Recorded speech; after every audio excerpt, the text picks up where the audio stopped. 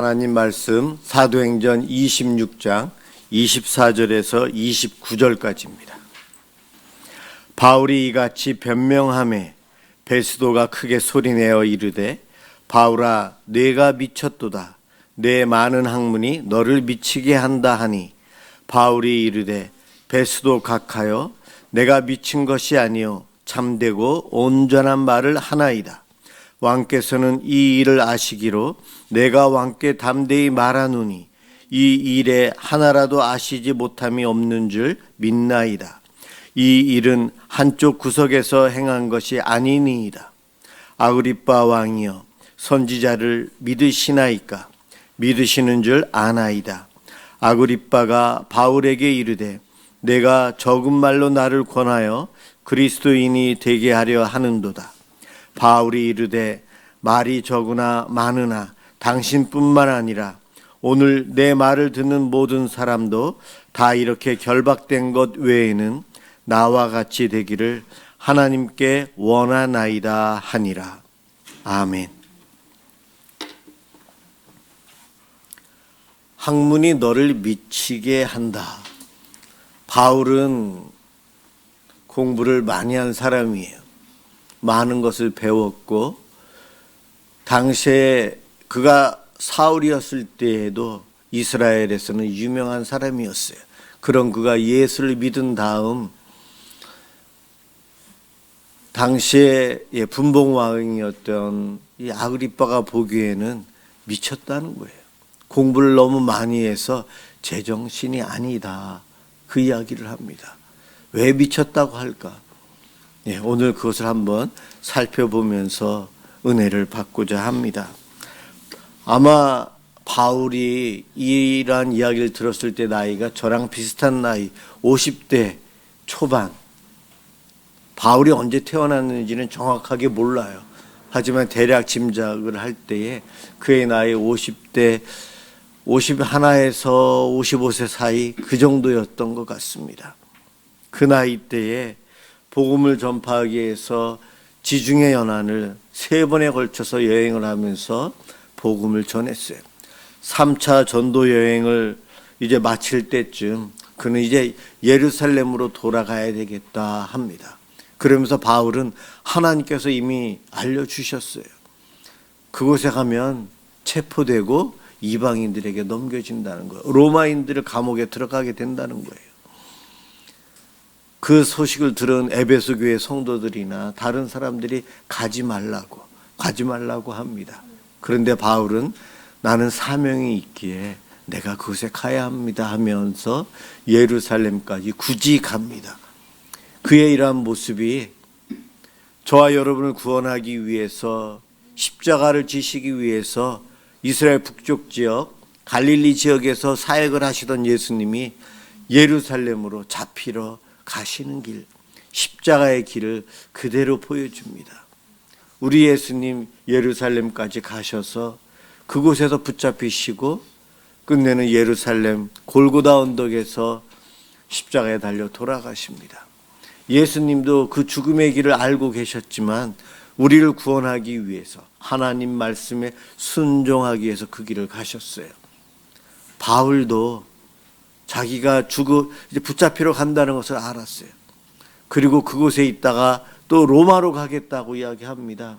로마로 가서 그곳에서도 감옥 살다가 나중에는 죽게 될 것을 바울은 알지만 그 길을 포기하지 않고 가요. 바울의 예수 만난 다음 그의 삶은 십자가의 길, 우리 예수님께서 가신 그 길을 그대로 따라가는 모습을 보여줍니다. 그 중에 하나가 오늘 재판정에서 자기 자신을 변호하고 있어요. 우리 본문에서는 오늘 24절에 변명하여 이렇게 이야기합니다. 자기 간증을 하면서 복음을 전하는 거예요. 그러고 있어요.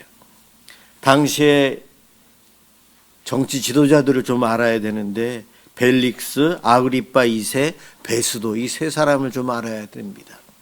먼저 벨릭스는 유대 총독이에요. 헬라인이에요.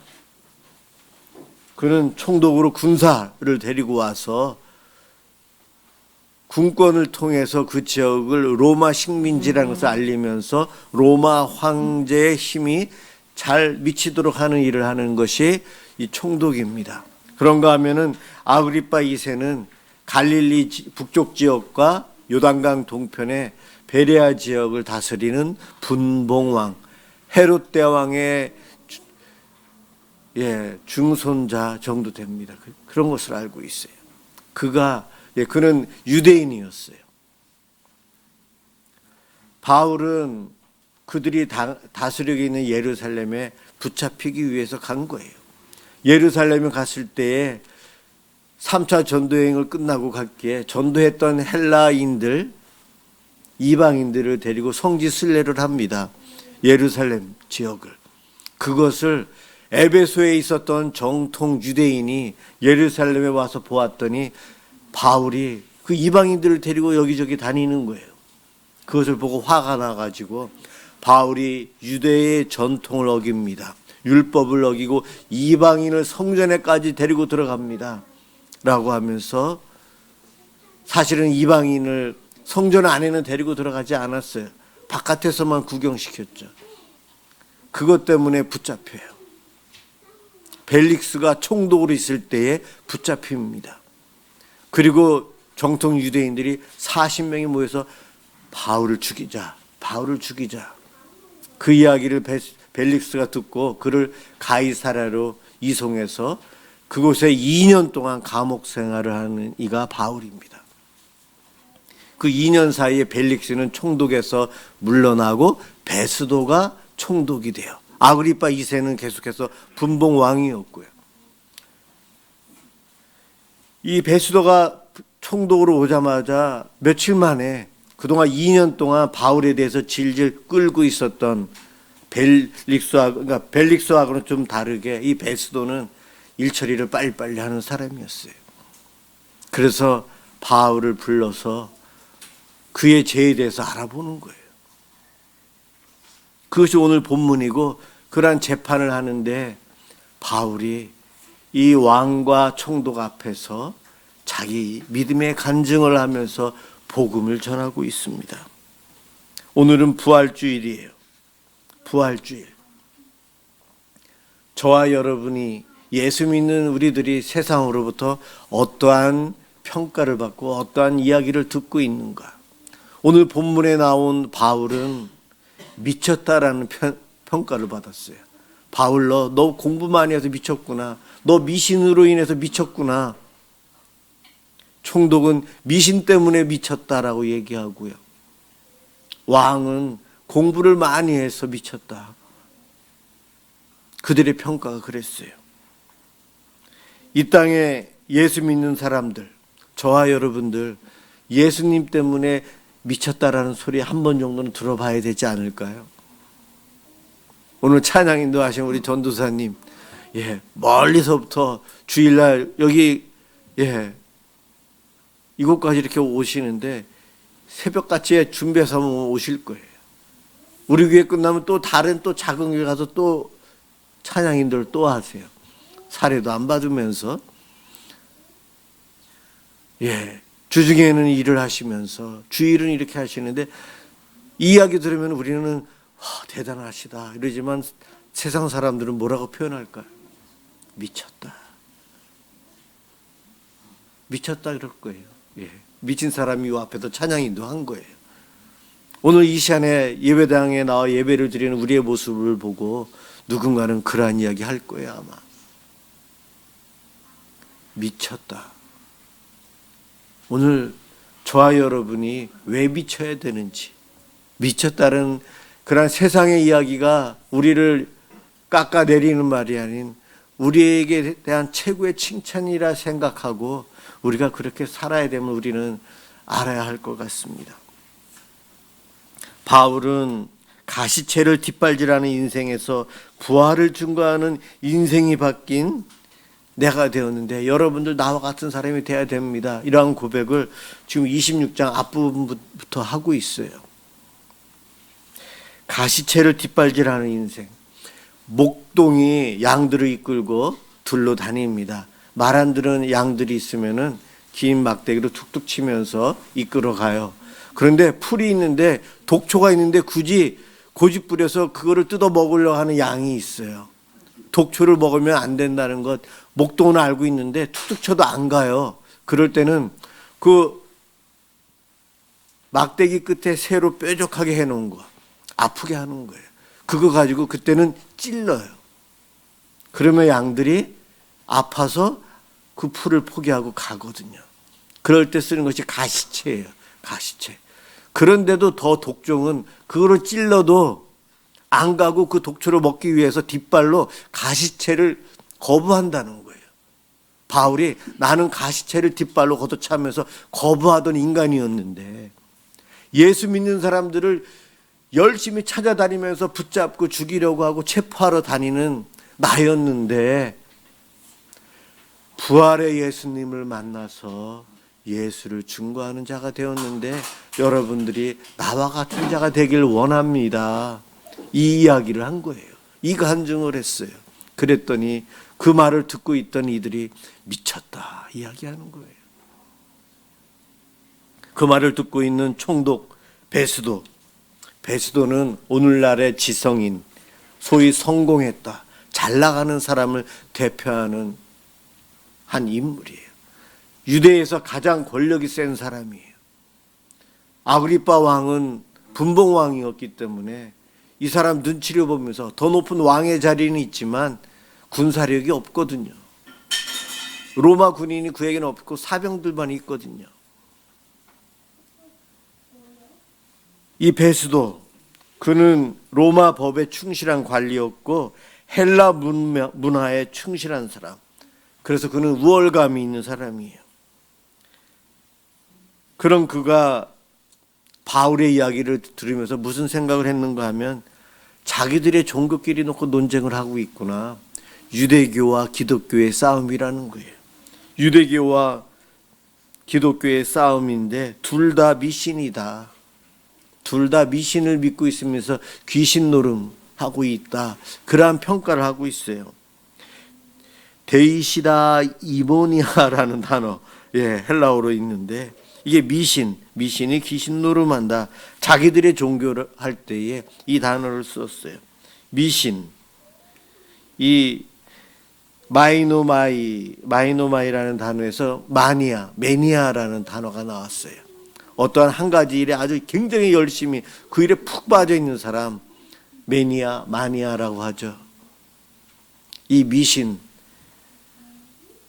로마 사람이면서 헬라 사람이면서 자기가 정복해서 다스리는 지역에 그들이 천하게 믿고 있는 그들의 미신, 그 안에서 서로 싸우고 있구나.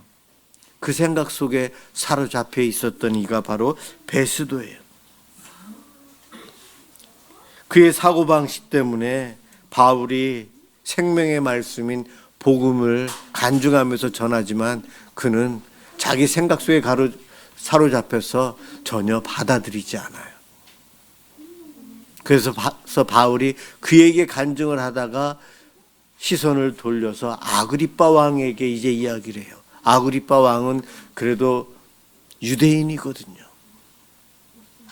그에게 오늘 읽은 말씀 전전에 22절, 23절에 보면은 구약 성경을 잘 알고 있는 그 아그리빠 왕에게 선지자들이 이루어질 것이라고 했던 그 메시아에 대한 이야기, 그리고 예수님께서 고난당하시고 부활하신 내용을 전하면서 당신도 지금 내가 이렇게 묶여있는 죄수로 있지만 이 묶여있는 거 빼놓고 나머지는 다 나와 같이 되길 원합니다라고 이야기를 하는 거예요.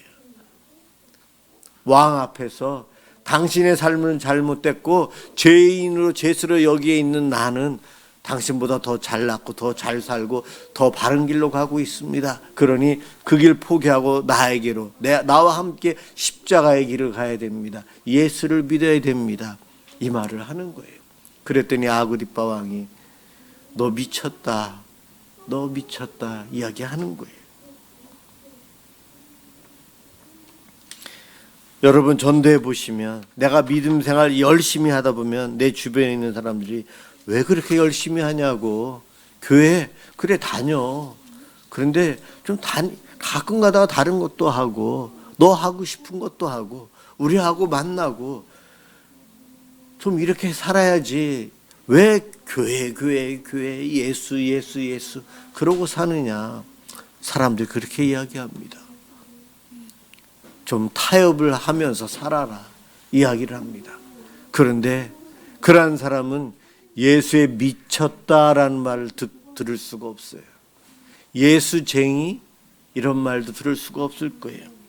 오늘 바울의 이 간증을 듣고 있었던 아그리빠 왕, 그가 내가 나를 적은 말로 그리스도인이 되게 하려 한다. 그리스도인이 되게 하려 한다. 그렇게 이야기합니다. 이때 당시만 해도 그리스도인이라는 말은요, 우리말로 하면 옛날에 예수쟁이들 낮춰서 부르는 말, 비하해서 하는 말이에요. 이 그리스도인이라는 단어는 성경에 사도행전 11장 26절에 나오는데, 수리아 안디옥 교회 성도가 처음으로 주변에 있는 사람들로부터 이러한 그리스도인이다라는 비아냥 소리를 듣기 시작했어요. 이 수리아 안디옥 교회는 요번에 터키에 지진이 난 바로 그 지역이에요. 이스라엘 땅에서 서쪽으로 하면 해변이죠. 지중해 바다.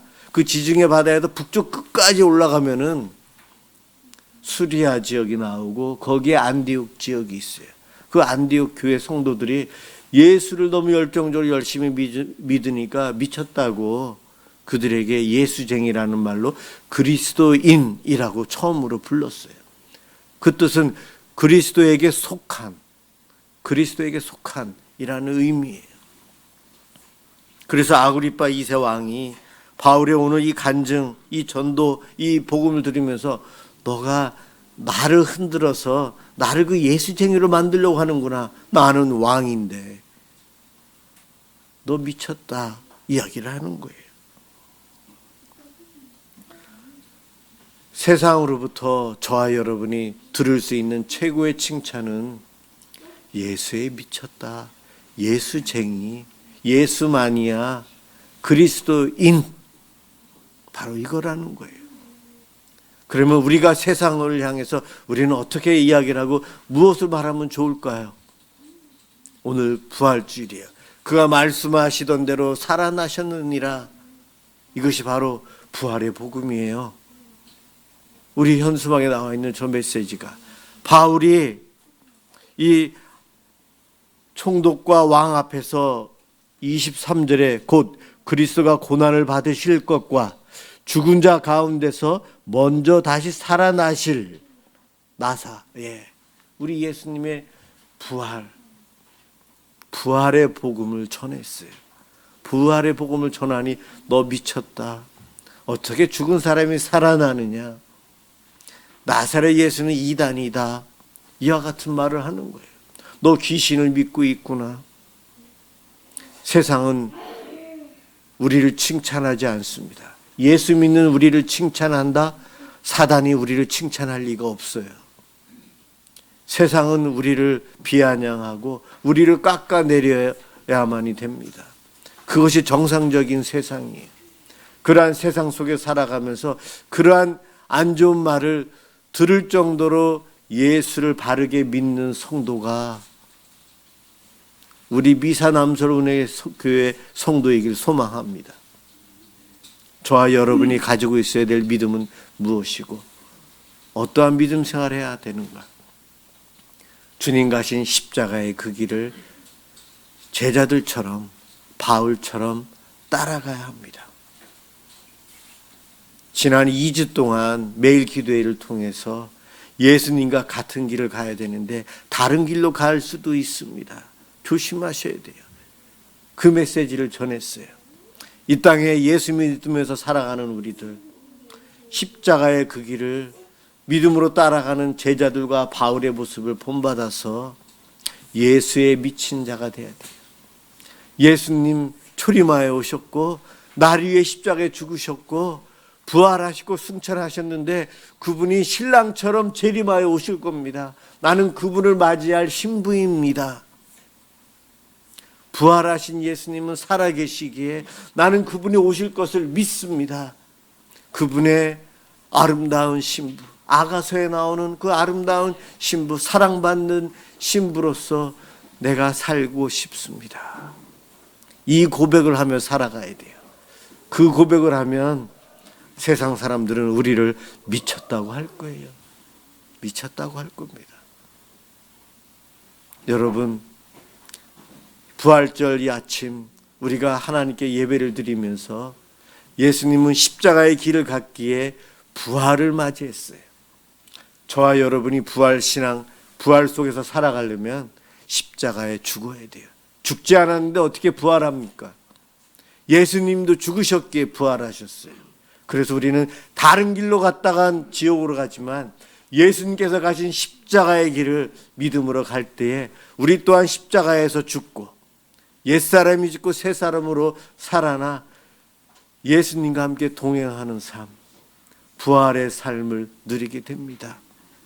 부활 신앙을 가지고 이 세상 속에서 미쳤다는 소리도 담대히 들어가면서 예수 열심히 믿으며 그 예수를 전하며 살아가는 저와 여러분들 되시길 주님의 이름으로 축원합니다.